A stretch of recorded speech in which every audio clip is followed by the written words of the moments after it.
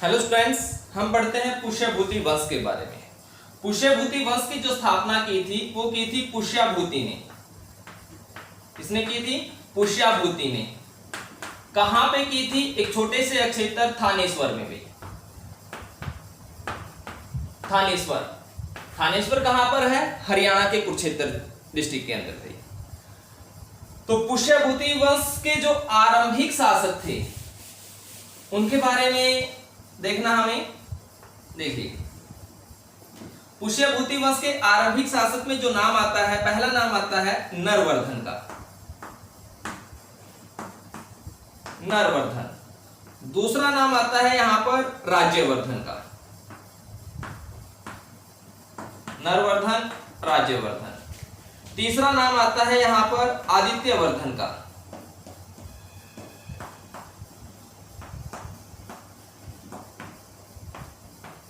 ये पुष्यभूति वंश के आरंभिक शासक थे जिनका जो कार्यकाल था 505 से लेकर 580 ईस्वी तक इन्होंने शासन किया। लेकिन इनके बारे में यह कहा जाता है ये हुणों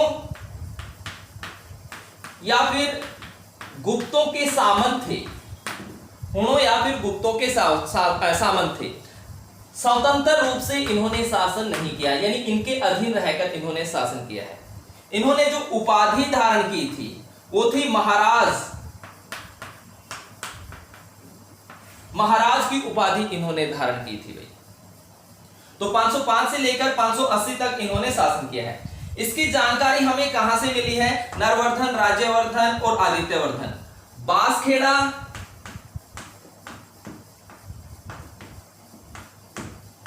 और मधुबन। बांसखेड़ा और मधुबन के ताम्रपत्र अभिलेखों से इनके बारे में हमें जानकारी मिली है। वहां पर इन शासकों का नरवर्धन, राज्यवर्धन और आदित्यवर्धन के बारे में बताया गया है, जिनका जो कार्यकाल है 505 से लेकर 580 तक। जो आदित्यवर्धन है, आदित्यवर्धन का पुत्र जिनका नाम है प्रभाकर वर्धन। प्रभाकर वर्धन ये पहला स्वतंत्र शासक बताया जाता है थानेश्वर का। थानेश्वर का पहला स्वतंत्र जो शासक था वो कौन था? प्रभाकर वर्धन। ये सिंहासन पे बैठता है 580 ईस्वी में और 605 तक कह सकते हैं ये सिंहासन पे रहता है। देखिए, प्रभाकर वर्धन के बारे में देखते हैं।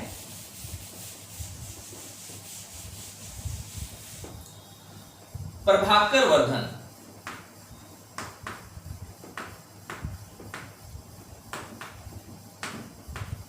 इनका जो कार्यकाल था 580 ईस्वी में ये सिंहासन बैठता है और 605 ईस्वी तक का इनका कार्यकाल है। सबसे पहले उपाधि देखिए इनकी। ये पहला स्वतंत्र शासक था। आपसे पूछा जाए पुष्यभूति वंश का पहला स्वतंत्र शासक कौन था? प्रभाकर वर्धन। सिंहासन पे कब बैठा? 580 में। कब तक शासन किया? 605 ईस्वी तक। और इन्होंने कौन कौन सी उपाधि धारण की? इन्होंने उपाधि धारण की महाराज धीराज। महाराज धीराज की उपाधि धारण की इन्होंने। उसके अलावा परम भट्टारक। महाराज धीराज और परम भट्टारक की उपाधि धारण की। तो ये क्या था? पहला स्वतंत्र शासक।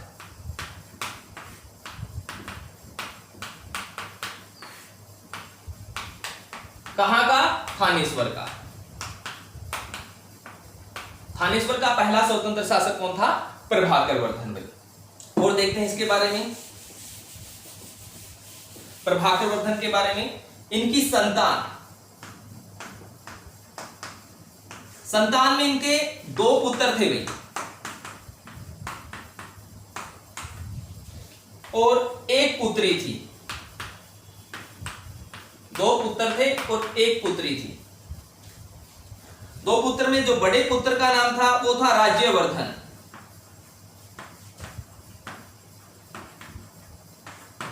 और छोटे पुत्र का नाम था हर्षवर्धन। और पुत्री का नाम था राज्यश्री।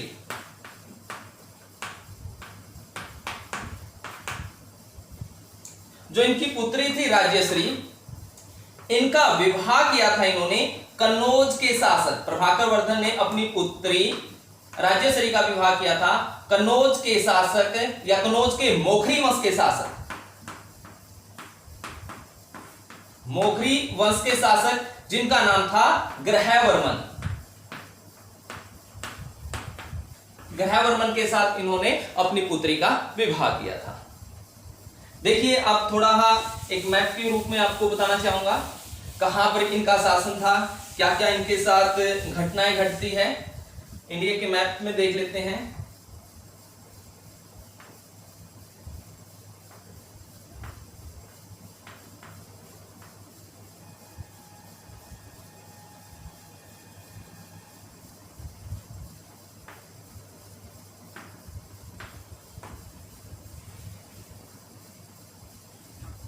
इस तरीके से इंडिया का मैप हो गया।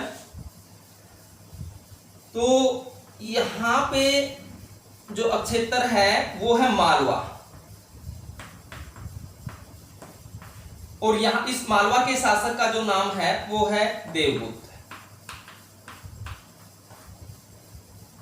यहां पे जो क्षेत्र है वो है कन्नौज।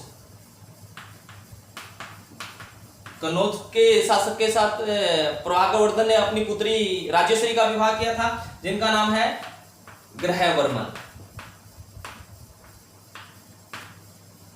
और यहां पे है थानेश्वर भाई, जहां के शासक प्रभाकर वर्धन है। अब इसके साइड यहां पे क्षेत्र है गोड़, और यहां के शासक का नाम है संसाक। ये क्षेत्र है वल्भी, और यहां के शासक का नाम है धुरोसेन द्वितीय। और यहां पे है कामरूप,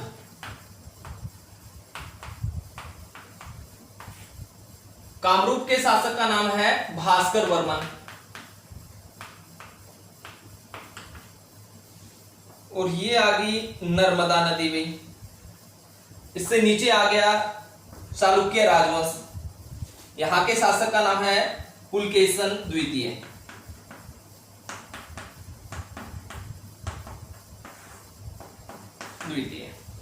अब देखिए थानेश्वर के जो शासक थे भास्कर वर्मन, कन्नौज के शासक के साथ अपनी पुत्री का विवाह कर दिया भाई। अब जो मालवा के शासक है और गोड़ के शासक है, इनमें आपस में मित्रता है भाई। ये दक्षिण भारत का राजवंश है, कह सकते हैं चालुक्य राजवंश पुलकेशन द्वितीय। यहां के साथ आने वाले समय में जो हर्षवर्धन है वो अपनी पुत्री का विवाह कर देंगे वल्भी के शासक धुरोसेन द्वितीय के साथ। जो भास्कर वर्मन है, यहां हर्षवर्धन के कार्यकाल में इनके साथ भास्कर वर्मन के साथ इनके मित्रता के संबंध स्थापित हो जाएंगे। जो नर्मदा नदी से ऊपर का क्षेत्र है, हर्षवर्धन के कार्यकाल में संपूर्ण क्षेत्र पे उनका अधिकार हो जाएगा। दक्षिण भारत में विजय करने के लिए जाता है हर्षवर्धन, वहां के शासक थे पुलकेशन द्वितीय। इनके साथ नर्मदा नदी के तट पर 633 ईस्वी में युद्ध होता है, और इस युद्ध में जो पुलकेशन द्वितीय है वो हर्षवर्धन को पराजित कर देते हैं। ये हो गई हर्षवर्धन के कार्यकाल की सीमा के बारे में। थोड़ा आपको बता दिया। यहां पर अब हमें नेक्स्ट स्टोरी बनेगी प्रभाकर वर्धन की पुत्री, उनके बाद उनके बड़े पुत्र सिंहासन बैठते हैं। पुत्री का विवाह कहां पे किया था, कहां, यानी ये इनका क्षेत्र हो गया। यहाँ के शासक के साथ जो कन्नौज हो गया, थानेश्वर, ये प्रभाकर वर्धन का क्षेत्र हो गया। यहाँ के शासक के साथ प्रभाकर वर्धन ने अपनी पुत्री का विवाह किया था। अब दुश्मनी मोल होगी यहां से शुरू, देखते हैं कैसे। देखिए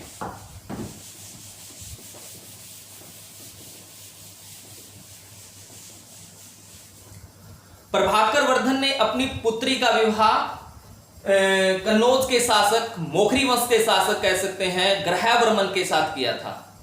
580 से लेकर 605 तक का कार्य प्रभाकर वर्धन का रहता है। 605 ईस्वी में प्रभाकर वर्धन बीमार पड़ जाते हैं और उनकी मृत्यु हो जाती है। तो 605 ईस्वी में थानेश्वर के सिंहासन पे जो बैठते हैं वो प्रभाकर वर्धन के बड़े पुत्र राज्यवर्धन सिंहासन पे बैठते हैं भाई।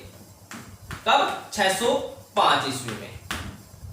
अब जैसे ही राज्यवर्धन सिंहासन पे बैठते हैं, उस दौरान क्या होता है, जो मालवा के शासक थे देवगुप्त, उन्होंने इनके बहनोई की हत्या कर दी। इनका बहनोई कौन था? बहनोई की हत्या कर दी, जिनका नाम था ग्रहवर्मन। किसने कर दी? मालवा के शासक देवगुप्त ने। तो जो ग्रहवर्मन कहां के शासक थे? कन्नौज के। तो कन्नौज पे अधिकार किसका हो गया? मालवा के शासक देवगुप्त का। और इनकी जो बहन थी राज्यवर्धन की, राज्यश्री, इनको बंदी बना लिया भाई। अब सिंहासन पे बैठते इनके सामने समस्या थी अपने बहनोई की हत्या का बदला लेना और अपनी बहन राज्यश्री को कारावास से छुड़वाना।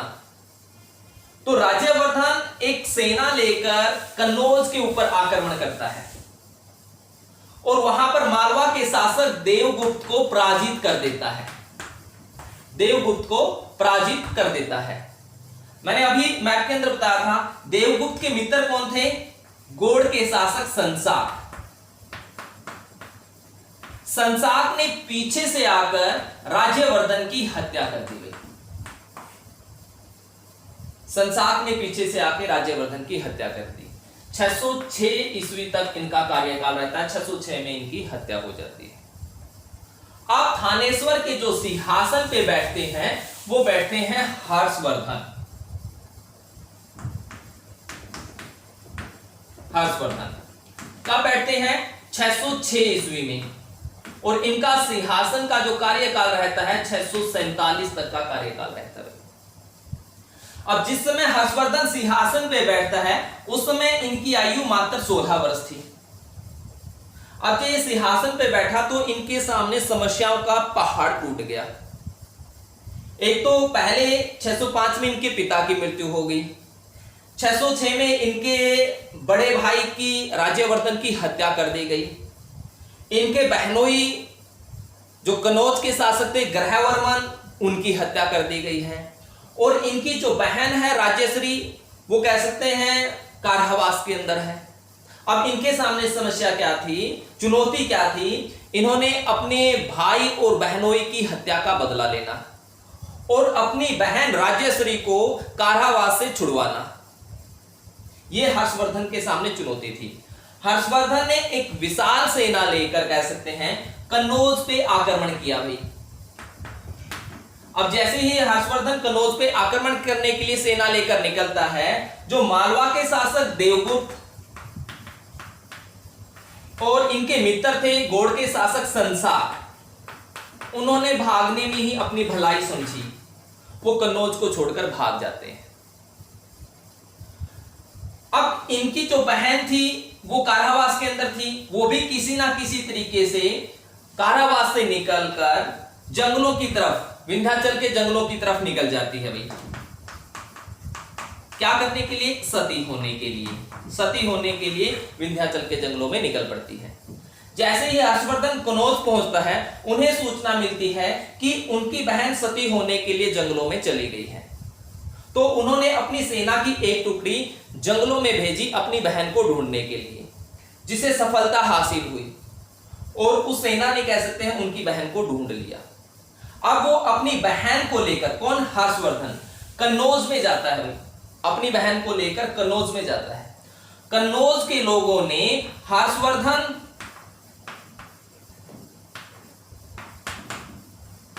और राज्यश्री दोनों का भरपूर स्वागत किया भाई। यहां राज्यश्री या फिर कह सकते हैं ग्रहवर्मन की कोई संतान नहीं थी, कोई पुत्र नहीं था। तो कन्नौज के लोगों ने हर्षवर्धन से आग्रह किया कि वो कन्नौज का साम्राज्य संभाले, कन्नौज के सिंहासन को संभाले।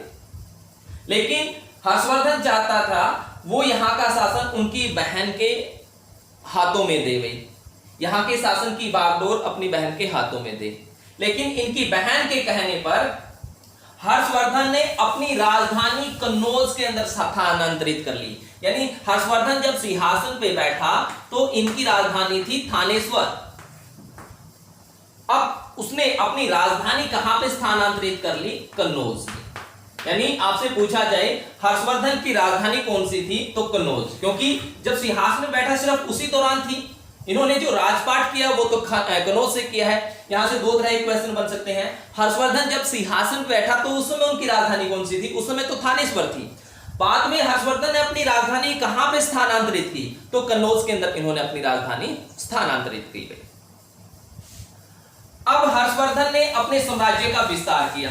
कैसे किया? हर्षवर्धन की विजय में।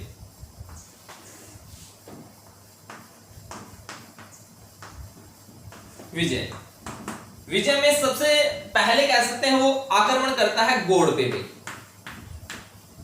गोड़ के शासक कौन थे? संसाक। संसाक ने किसकी हत्या की थी? इनके भाई राज्यवर्धन की। हर्ष की जो सेना है, इनके प्रधानमंत्री होते हैं भंडी, उनके नेतृत्व में एक सेना कह सकते हैं गोड़ पे आक्रमण करती है। गोड़ के शासक संसाक को पराजित कर देते हैं, लेकिन संसाक वहां से अपनी जान बचाकर भाग जाता है। कहां पर? उड़ीसा के अंदर। लेकिन जैसे ही गोड़ से सेना वापस हर्षवर्धन की कन्नौज पहुंचती है तो संसाक फिर गोड़ पे अपना आधिपत्य स्थापित कर लेता है। जब तक संसाक जीवित रहता है तब तक ऐसे हर्षवर्धन इसके क्षेत्र को अपने साम्राज्य में नहीं मिला पाता। जैसे ही संसाक की मृत्यु हो जाती है, उसकी मृत्यु होते ही हर्षवर्धन गोड़ क्षेत्र को अपने साम्राज्य में मिला लेता है, तो गोड़ को जीत लेता है। उसके बाद विजय में आता है इसकी वल्भी की विजय। वल्भी के शासक का नाम था ध्रुवसेन द्वितीय। हर्षवर्धन की एक सेना ने वल्भी मतलब गुजरात के ऊपर आक्रमण किया। ध्रुवसेन की सेना ने कह सकते हैं हर्षवर्धन की अधीनता स्वीकार कर ली। तो हर्षवर्धन ने ध्रुवसेन के साथ वैवाहिक संबंध स्थापित किए। अपनी पुत्री का विवाह ध्रुवसेन के साथ कर दिया, तो इनके साथ हो गए इनके वैवाहिक संबंध।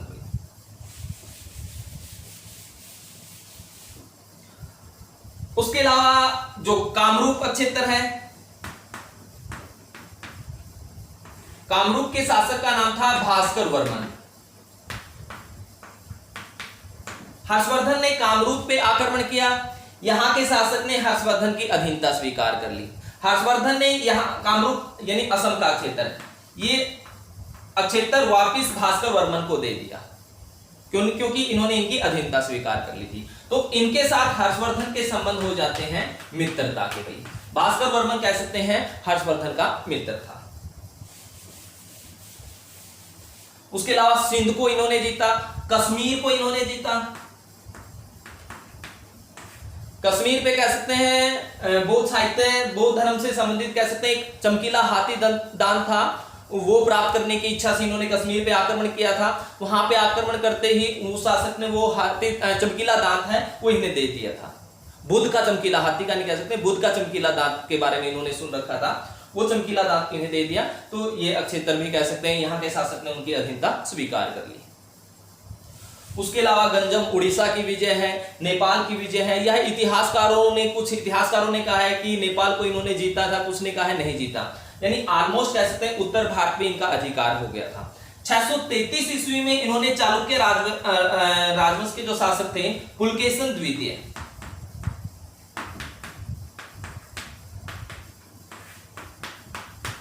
के साथ नर्मदा नदी के तट पर युद्ध लड़ा। कब? 633 ईस्वी में। इस युद्ध में पुलकेशन द्वितीय हर्षवर्धन को पराजित कर देता है। भाई ये हर्षवर्धन की जीवन की एकमात्र हार थी। आपसे पूछा जाए हर्षवर्धन किस युद्ध में हारा था, तो पुलकेशन द्वितीय से किससे हारा था? पुलकेशन द्वितीय से हारा था। वो युद्ध कहां पे लड़ा गया था? नर्मदा नदी के तट पे लड़ा गया था। यानी संपूर्ण उत्तर भारत पे उनका आधिपत्य जरूर था, लेकिन दक्षिण भारत पे कह सकते हैं वो अपना आधिपत्य स्थापित नहीं कर पाया था। उसके बाद हर्षवर्धन का साहित्य।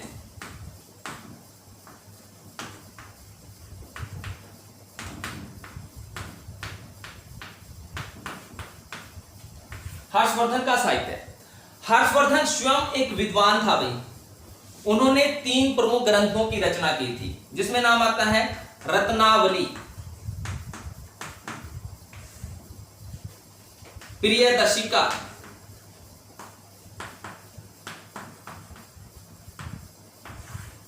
और नागानंद। ये 3 ग्रंथ है हर्षवर्धन ने संस्कृत भाषा के अंदर इन ग्रंथों को लिखा था भाई। इसके अलावा बहुत सारे जो विद्वान है भाई, उन्हें भी उनको भी आश्रय दे रखा था, बहुत सारे विद्वानों को। इनके राज्य का जो प्रसिद्ध विद्वान था उनका नाम था बाणभट्ट भाई। बाणभट्ट, इनकी जो प्रसिद्ध रचना थी, एक तो थी हर्षचरित,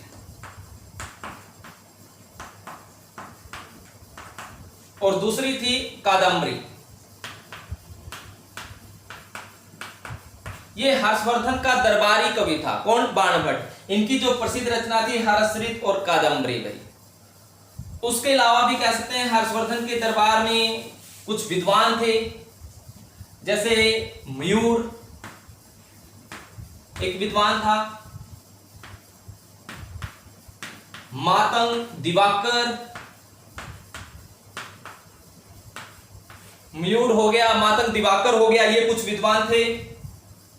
एक भर्तहरि था। इन विद्वानों को कह सकते हैं हर्षवर्धन ने अपने राज्य के अंदर संरक्षण दे रखा था। तो ये उनके साहित्य से संबंधित जानकारी होगी।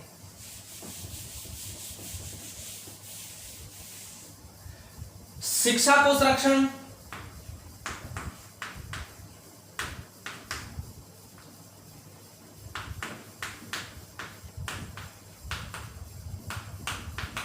हर्षवर्धन के कार्यकाल में, इनके कार्यकाल में प्रसिद्ध विश्वविद्यालय था जिसका नाम था नालंदा विश्वविद्यालय।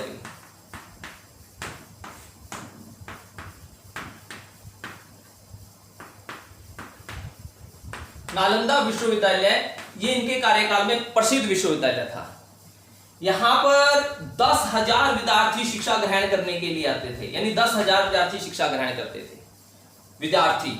इसके अलावा 1510 यहां पर शिक्षक थे भाई, 1510 यहां पर शिक्षक थे नालंदा विश्वविद्यालय के अंदर। नालंदा विश्वविद्यालय के खर्च के लिए हर्षवर्धन ने 200 गांव की जो भूमि है लगान मुक्त दे रखी थी भाई, यानी 200 गांव से जो भी लगान आएगा, कर आएगा, वो सारा का सारा जो धन है कहां पे खर्च किया जाएगा? नालंदा विश्वविद्यालय के अंदर। नालंदा विश्वविद्यालय को 200 गांव की भूमि है वो लगान मुक्त कह सकते हैं हर्षवर्धन ने दे रखी थी भाई। यहां पे जो शिक्षा दी जाती थी, जैसे बौद्ध साहित्य की,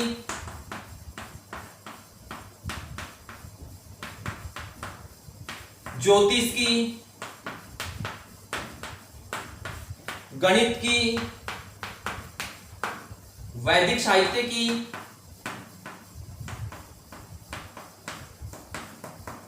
चिकित्सा शास्त्र की,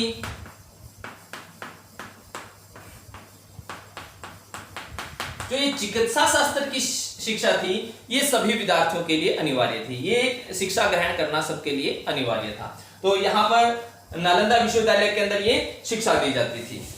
जो प्रवेश परीक्षा होती थी नालंदा विश्वविद्यालय की थी वो काफी कठोर थी भाई, कम ही विद्यार्थी प्रवेश परीक्षा को पास कर पाते थे भाई। इसके अलावा कह सकते हैं यहां का जो पुस्तकालय था वो काफी प्रसिद्ध था भाई।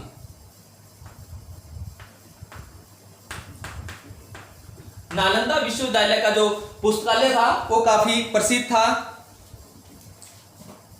इसको 3 भागों में बांटा गया है, रतन सागर,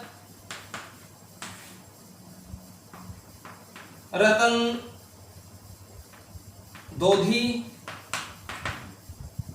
और एक और था शायद रतन भंजक, कुछ ऐसा नाम था। इसके जो नालंदा विश्वविद्यालय है उनका जो पुस्तकालय है 3 पार्टों के अंदर बटा हुआ था।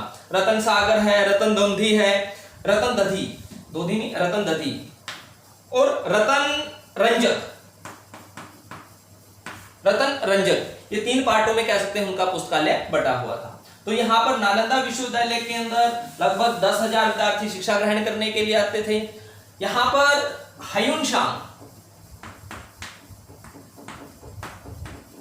हायुनसांग भी 2 वर्ष तक शिक्षा ग्रहण करने के लिए आया था। कहां पर? नालंदा विश्वविद्यालय के अंदर। इसके खर्च के लिए हर्षवर्धन ने 200 गांव की भूमि है लगान मुक्त दे रखी थी। 10,000 विद्यार्थी 1510 यहाँ पे शिक्षक कह सकते थे पढ़ाते थे। इसके अलावा बौद्ध साहित्य से संबंधित, चिकित्सा शास्त्र से संबंधित, गणित से संबंधित, ज्योतिष से संबंधित कह सकते हैं, यहाँ पर वैदिक साहित्य से संबंधित शिक्षा दी जाती थी। जो चिकित्सा शास्त्र से संबंधित शिक्षा थी वो सभी के लिए अनिवार्य थी भाई। तो यहाँ पे अब जिक्र आता है हायुनसांग के बारे में।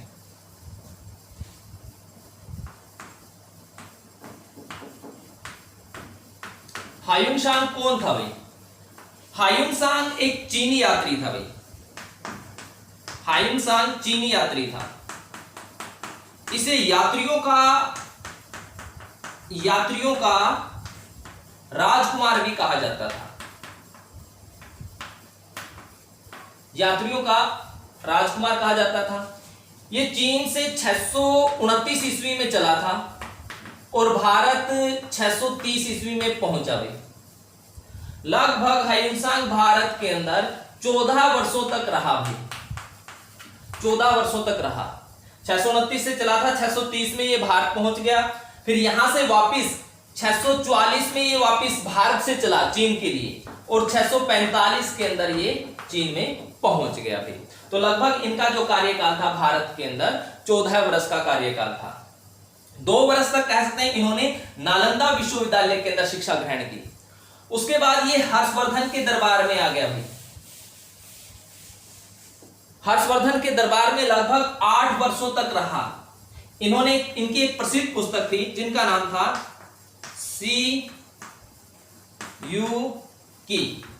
सीयूकी के अंदर कह सकते हैं हायुनसांग ने हर्षवर्धन के साम्राज्य के बारे में जानकारी दी है। तो इनके कार्यकाल में कह सकते हैं इन्होंने हर्षवर्धन के राजनीतिक जीवन के ऊपर प्रकाश डाला है, हर्षवर्धन के सामाजिक जीवन के ऊपर प्रकाश डाला है, हर्षवर्धन के आर्थिक जीवन के ऊपर प्रकाश डाला है और हर्षवर्धन के धार्मिक जीवन के ऊपर कह सकते हैं इन्होंने प्रकाश डाला है। तो ये था आपका हर्षवर्धन का टॉपिक, जिसमें हमने हर्षवर्धन के आरंभिक जीवन के बारे में पढ़ा। हर्षवर्धन का जो कार्यकाल था भाई 606 ईस्वी में ये सिंहासन पे बैठा था और 647 तक कह सकते हैं हर्षवर्धन ने राजपाट किया भाई। और इनकी जो राजधानी पूछी जाती है वो थी कन्नौज भाई। कन्नौज के अंदर इन्होंने अपनी राजधानी को स्थानांतरित कर लिया था, जो हमने मैप किया था। एक बार फिर देख लीजिए।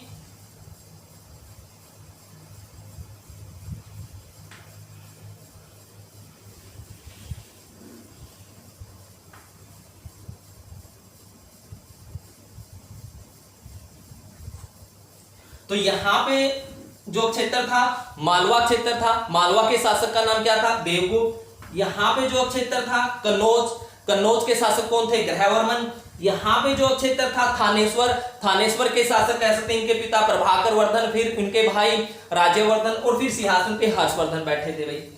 उसके अलावा जो मालवा के शासक के मित्र थे यहाँ पर गौड़ के शासक जिनका नाम था संसाक। हर्षवर्धन ने जहां पर अपनी पुत्री का विवाह किया था वल्भी का क्षेत्र है गुजरात, यहां पे कह सकते हैं वल्भी के शासक ध्रुवसेन द्वितीय। हर्षवर्धन के साथ जिसके मित्रता के संबंध थे भास्कर वर्मन भाई कामरूप यानी असम का क्षेत्र। नर्मदा नदी के तट पे कह सकते हैं हर्षवर्धन ने जो युद्ध लड़ा था चालुक्य राजवंश के शासक कह सकते हैं पुलकेशन द्वितीय, जिसे ये पराजित हो गया था। यानी उत्तर भारत का सारा क्षेत्र हर्षवर्धन का था। यहाँ पे कश्मीर के शासक को इन्होंने पराजित किया था भाई। ठीक है, तो इस हर्षवर्धन से पहले इनके भाई राज्यवर्धन, राज्यवर्धन किसका पुत्र था? प्रभाकर वर्धन। प्रभाकर वर्धन से पहले जो शासक हुए हैं भाई नरवर्धन हुआ है, राज्यवर्धन हुआ है, आदित्यवर्धन हुआ है, वो कहा जाता है हुणों के या फिर गुप्तों के सामंत रहे हैं। वो स्वतंत्र नहीं थे। पहला जो स्वतंत्र शासक था वो प्रभाकर वर्धन था, जिन्होंने महाराज धीराज और परम भट्टारक की उपाधि धारण की थी। इन्होंने भी कह सकते हैं उनके भाई राज्यवर्धन ने भी महाराज धीराज और परम भट्टारक की उपाधि धारण की थी। हर्षवर्धन ने शिलादित्य की उपाधि धारण की थी। शिलादित्य की उपाधि कह सकते हैं इन्होंने धारण की थी भाई। तो ये विजय हो गई थी हर्षवर्धन की भाई। शिक्षा के बारे में अगर साहित्य के बारे में उनकी प्रसिद्ध पुस्तक नागानंद रत्नावली प्रियदर्शिका, उनका दरबारी विद्वान था कह सकते हैं भाई बाण भट्ट, जिन्होंने हरस्त्रित और कादम्बरी लिखी। उसके अलावा कह सकते हैं वहां पर म्यूर था, मातंग दिवाकर था, भर्तृहरि थे, ये कह सकते हैं उनके राज्य के अंदर प्रसिद्ध विद्वान हुए हैं जिन्होंने हर्षवर्धन ने अपने यहाँ आश्रय दे रखा था। शिक्षा के लिए नालंदा विश्वविद्यालय की जो स्थापना की थी वो कुमारगुप्त ने की थी। गुप्त वंश के शासक कुमारगुप्त ने कह सकते हैं नालंदा विश्वविद्यालय की स्थापना की थी। एक विख्यात विश्वविद्यालय था। अगर आपसे पूछा जाए भारत का सबसे प्राचीन विश्वविद्यालय कौन सा है तो उसमें नाम आएगा तक्षशिला विश्वविद्यालय। आपसे पूछा जाए भारत का सबसे प्राचीन विख्यात विश्वविद्यालय कौन सा है तो नाम आ जाएगा नालंदा विश्वविद्यालय। नालंदा विश्वविद्यालय सर्वाधिक विख्यात विश्वविद्यालय था भाई। इसने ख्याति किसके कार्यकाल में ज्यादा प्राप्त की थी? हर्षवर्धन के कार्यकाल में ज्यादा ख्याति प्राप्त की थी, सर्वाधिक विख्यात हुआ था। यहाँ पर बौद्ध साहित्य की शिक्षा ग्रहण करने के लिए चीनी यात्री हायुनशांग भी आया था, जिन्होंने 2 वर्ष तक कह सकते हैं, कहीं पर 5 वर्ष भी कहा गया है, ज्यादा जो तथ्य एग्जैक्ट माना जाता है वो 2 वर्ष ही कह सकते हैं। इन्होंने नालंदा विश्वविद्यालय के अंदर शिक्षा ग्रहण की थी भाई।